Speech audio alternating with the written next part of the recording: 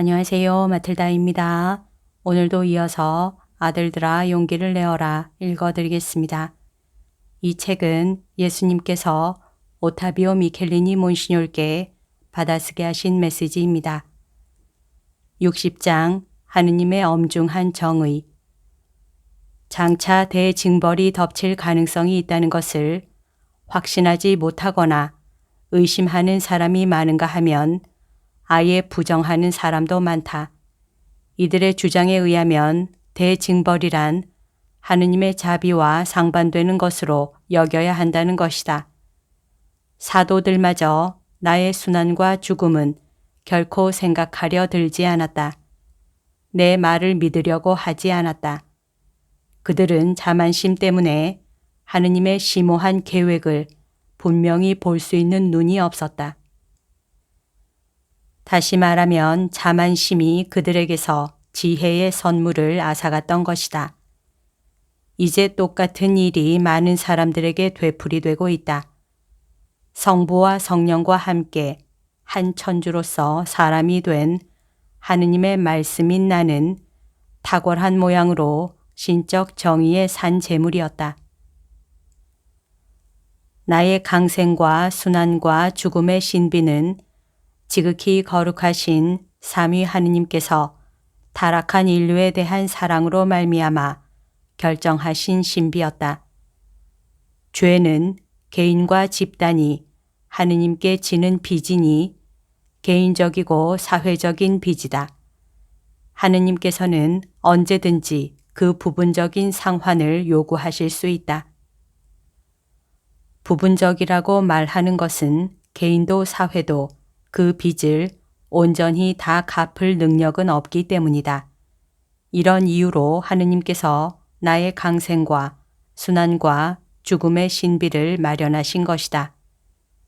징벌에 대해서 말하지 말고 언제나 다만 하느님의 자비에 대해서만 말해야 한다고 대단한 확신을 가지고 주장하는 사람들이 있는데 그런 이들에게 주는 나의 단호한 대답은 이렇다. 하느님에게는 자비와 징벌이 나눌 수 없는 하나이다. 너희의 표현대로 불의가 위험 수준을 넘어버릴 때면 하느님의 정의가 그 헤아릴 수 없는 극점을 향해 계속 치달릴 것이다.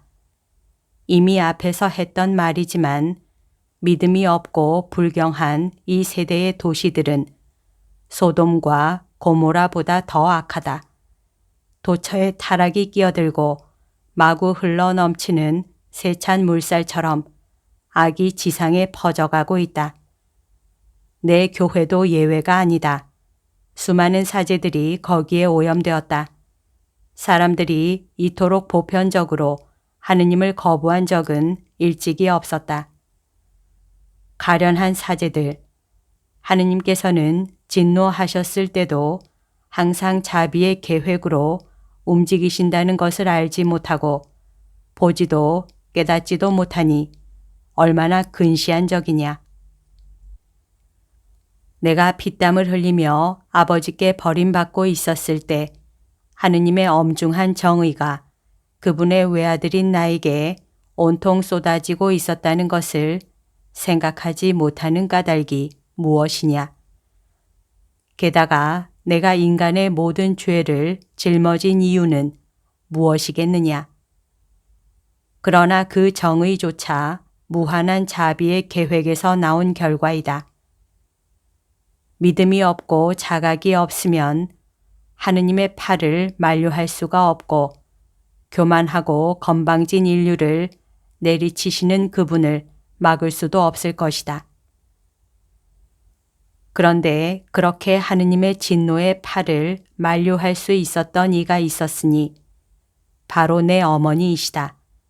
또 선한 이들과 무죄한 이들의 고통, 산 제물이 된 영혼들의 영웅적이고 아낌없는 봉헌이 정해진 징벌을 완화하거나 지연시킬 수 있었다. 그러나 이제는 그릇이 넘치고 있다. 돛박이 거짓말처럼 가득 찼다.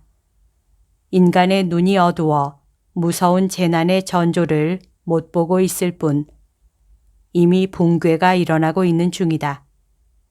그러는 동안 내 사제들 다수가 하느님의 정의와 일치시킬 줄 모르는 하느님의 자비가 숱한 누룩을 발효시켜서 새로운 기초 위에 정화되고 쇄신된 교회가 태어나게 할 것이고 인류 역시 교만으로 인한 모든 어리석음에서 벗어나 새로운 공동체를 이루게 할 것이다.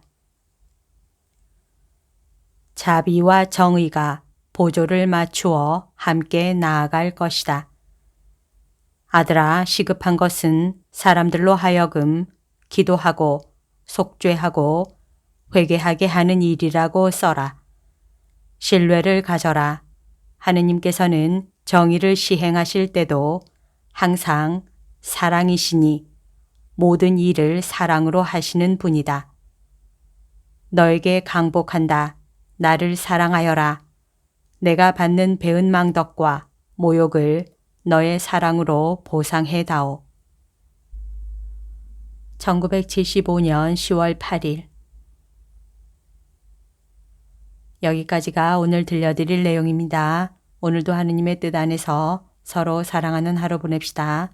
사랑합니다. 축복합니다.